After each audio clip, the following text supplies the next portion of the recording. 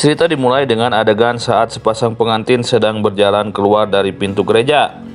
Saat keluar, mereka dihadang oleh sekelompok koboi yang dipimpin oleh Carly Bill, dan mereka menuduh pengantin pria telah membunuh salah satu anggota kelompoknya.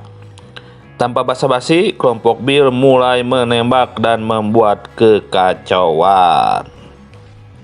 Saat itu datanglah salah satu anggota dari kelompok Bill yang bernama Johnny Ringo. Dia merupakan seorang pembunuh berdarah dingin, dan konon katanya Ringo tidak pernah tersenyum. Setelah kekacauan itu, Bill membunuh mempelai pria dan membawa mempelai wanitanya untuk masuk ke dalam gereja. Dan kemudian mereka menyantap sajian makanan pesta pernikahan yang baru saja dikacaukan. Saat menyantap sajian makanan, pastor yang mengurus pernikahan keluar dan marah-marah kepada Bill. Tanpa peringatan, Ringo di sana langsung menembak pastor tersebut. Kejadian itu disambut tawa riang oleh anggota Bill lainnya. Inilah gambaran kacaunya Amerika pada tahun 1879 setelah Perang Saudara. Di sisi lain, seorang pria berwajah garang dan berkumis tebal tampak tiba di sebuah stasiun.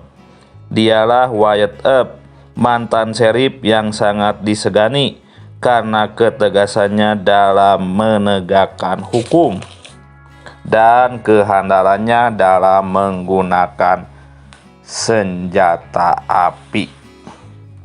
Dia tidak datang sendirian, melainkan bersama kakak dan adiknya, yaitu Virgil dan Morgan Earp.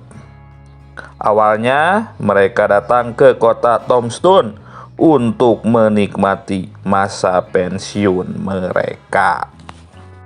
Some laudanum? Yes, I did. Doc, I miss that old rip. I don't. Just be careful now. It's full of hot. Adegan kemudian berganti ke sebuah tempat judi, di mana seorang penjudi kelas kakap bernama Doc Holliday terlihat tengah berjudi di tempat itu. Namun karena terlalu banyak menang, banyak lawan dari Doc merasa dirugikan dan berusaha untuk membunuhnya. Tetapi Doc dengan mudahnya mengalahkan lawannya tersebut dan membunuhnya.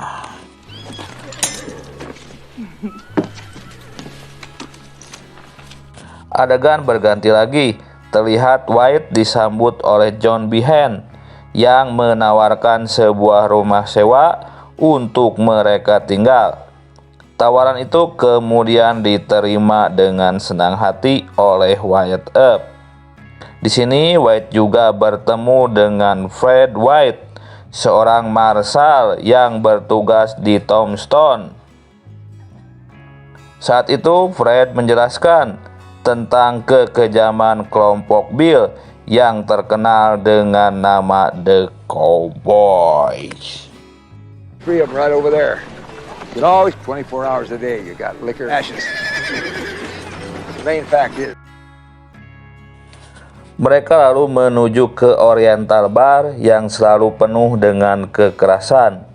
Di dalamnya, bar yang selalu ramai itu terlihat sepi. Saat itu ternyata sepinya bar tersebut disebabkan oleh seorang bandar judi bernama Johnny Taylor. Ia sedang berada di tempat itu. Johnny kerap sekali menyebabkan kerusuhan setiap berada di bar. Ini membuat para pelanggan enggan datang di bar tersebut. Setiap ada Johnny, di sini White merasa terpancing untuk menegakkan hukum. Ia kemudian mengintimidasi Taylor dan Pistol and go to work. Happens. I said throw down, boy. mengusirnya dari bar tersebut. 25% of the house take sound about right? Hal ini ternyata menyebabkan dendam di hati Taylor. Ia kemudian kembali dengan membawa senapan laras panjang dan hendak membunuh White, tetapi Doc kemudian menghentikannya. Saat itulah nyali Taylor langsung ciut ketika tahu bahwa yang ingin ia bunuh adalah White, sang mantan sheriff. Terlebih juga di sana ada Doc Holliday yang memiliki keahlian menembak yang sangat baik. Setelah itu para jagoan termasuk Doc kemudian berbincang-bincang dengan Sheriff Behind. Saat sedang berbincang terdengar sebuah suara tembakan yang berasal dari belakang mereka.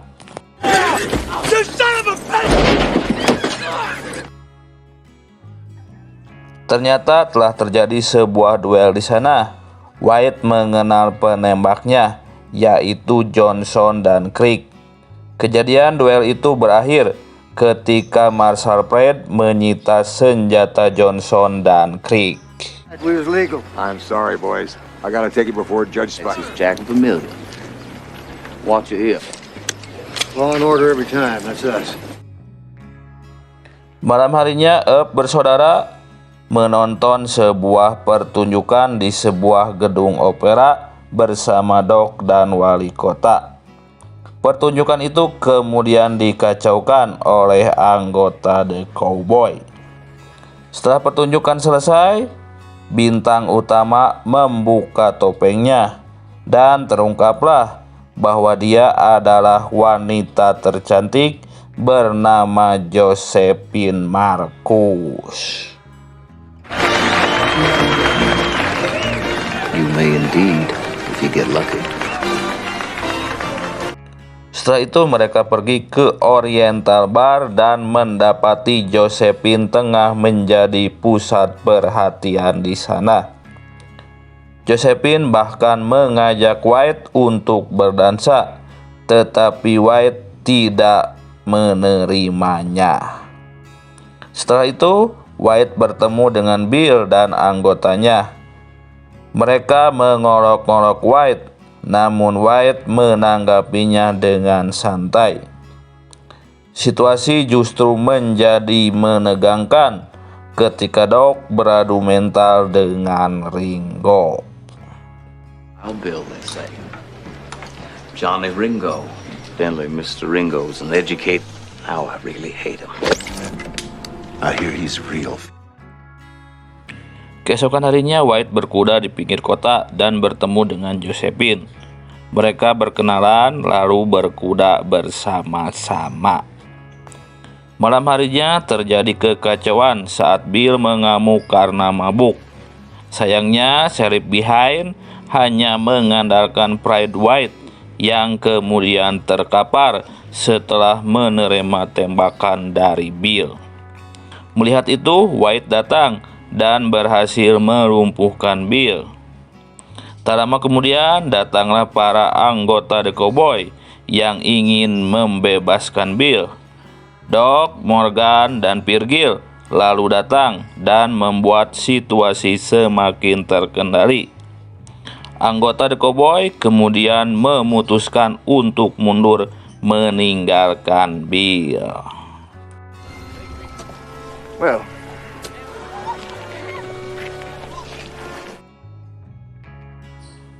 setelah itu, White membawa Bill untuk diadili. Keesokan harinya, Earp bersaudara tengah bermain biliar. Mereka membahas tentang hukuman Bill yang akan dihapus karena alasan yang mengada-ngada. Sistem hukum di sana saat itu memang sedang kacau. Wali kota kemudian datang dan berniat untuk memberikan Earp bersaudara posisi marshal di kota tersebut. Namun saat itu Earp bersaudara menolaknya. Stop wandering and finally be a fan. I was only ever mixed up in one. Believe me, boy, you don't ever. Man lost his life, and I took. Ever. Suatu hari, Pirgir melihat anggota The Cowboy melakukan tembakan di jalanan. Hal itu kemudian membuat Pirgir terpanggil untuk menegakkan hukum di sana. Dia akhirnya menerima jabatan marshal. Setelah kejadian itu, sebagai marshal yang baru, Pirgir kemudian menempelkan pengumuman berisi larangan untuk membawa senjata api di kota Tombstone. Malam harinya terjadilah perdebatan antara Wyatt dan Pirgir. Wyatt tak menyangka Pirgir menerima jabatan marshal yang pernah ditolaknya. Wyatt juga melihat Morgan sudah menerima jabatan yang sama dengan Pirgir. Wyatt yang marah kemudian meninggalkan mereka dan menaruh senjatanya di sana. One shooting, just one thing. Di Oriental Bar, Doc yang sedang menang judi melawan Ike Clanton dituduh berbuat curang dan hampir terjadi kerusuhan. Untungnya hal itu kemudian dihentikan oleh Pirgir. Tapi kemudian Doc tumbang dan Ike ditahan karena tidak mengindahkan larangan membawa senjata. Setelah itu, dua koboi menyusul Ike dan Ike dilepaskan oleh Pirgir. Tetapi senjatanya tidak dikembalikan. Hal ini membuat anggota The Cowboy marah dan mengancam akan menghabisi Earp bersaudara. Tapi hal itu sudah diantisipasi dan Earp bersaudara sudah siap.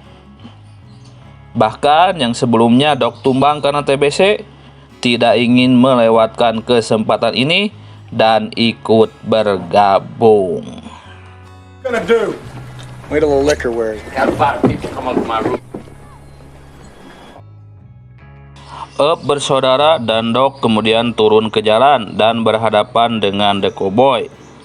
Setelah bertemu dengan The Cowboy, Pirgir kemudian langsung berkata akan menyita semua senjata mereka. Dan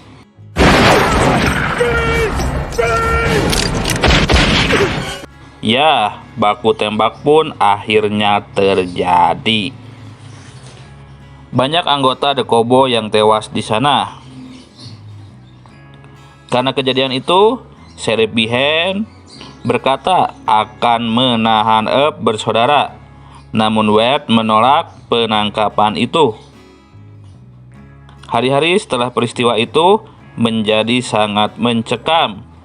Ringo berusaha menyulut pertengkaran dengan Earp bersaudara, namun Wyatt tidak meladeninya. Sober up. Come on, boys. I want them both. I'm your huckleberry. Sementara Doc berusaha memprovokasi Ringo yang sedang kesal karena diabaikan oleh Wyatt. Namun saat Ringo akan mengejar Doc, ia kemudian dihentikan oleh Bill. Malam harinya, Pirgir diserang dan terkena tembakan. Sementara itu, Morgan juga ikut tertembak di Oriental Bar dan tewas di sana setelah berusaha ditolong oleh Wyatt. Earp bersaudara memutuskan untuk meninggalkan Tombstone.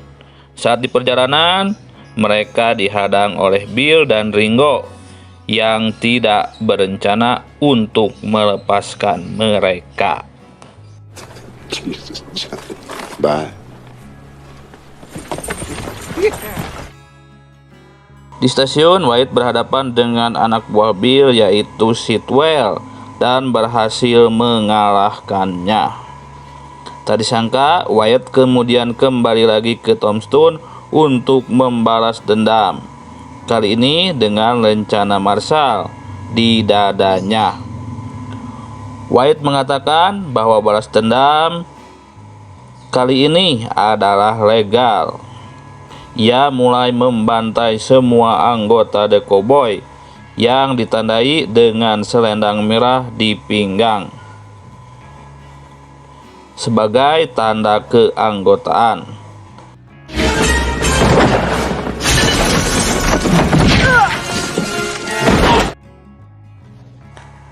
Bill yang merasa menang jumlah menjadi sombong dan berduel secara terbuka melawan Wyatt.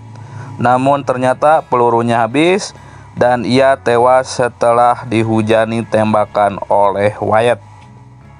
Setelah agak tenang, seorang utusan The Cowboy menyampaikan pesan untuk Wyatt agar berduel dengan Ringo. Tentu saja Wyatt menerima tantangan itu, walaupun ia sedikit ragu. Ketika tiba waktu duel, Ringo menunggu Wyatt. Namun Ringo kaget ketika yang datang bukanlah Wyatt, melainkan Doc Holliday.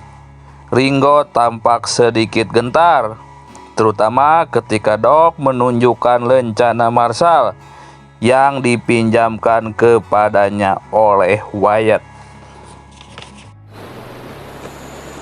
Legal. All right, longer. Ringo akhirnya tewas terbunuh oleh Doc. Setelah kematian Ringo, seluruh anggota The Cowboy diburu habis-habisan. Adegan kemudian beralih ke sebuah rumah sanatorium, di mana di situ Doc sedang dirawat. Wyatt yang menjenguknya kemudian memberikan sebuah buku. Doc kemudian meminta Wyatt untuk mencari Josephine. Sebenarnya ini hanya akal-akalan Doc agar Wyatt tidak melihat Doc mati setelah itu. Wyatt kemudian menemui Josephine yang baru saja menyelesaikan pertunjukannya di Denver. Mereka kemudian bertemu dan akhirnya menjalani kehidupan berdua dengan bahagia. Dan film pun tamat. The power of the cowboy gang was broken. Wyatt Earp died in Los Angeles in 19 at his funeral, where early Western movie stars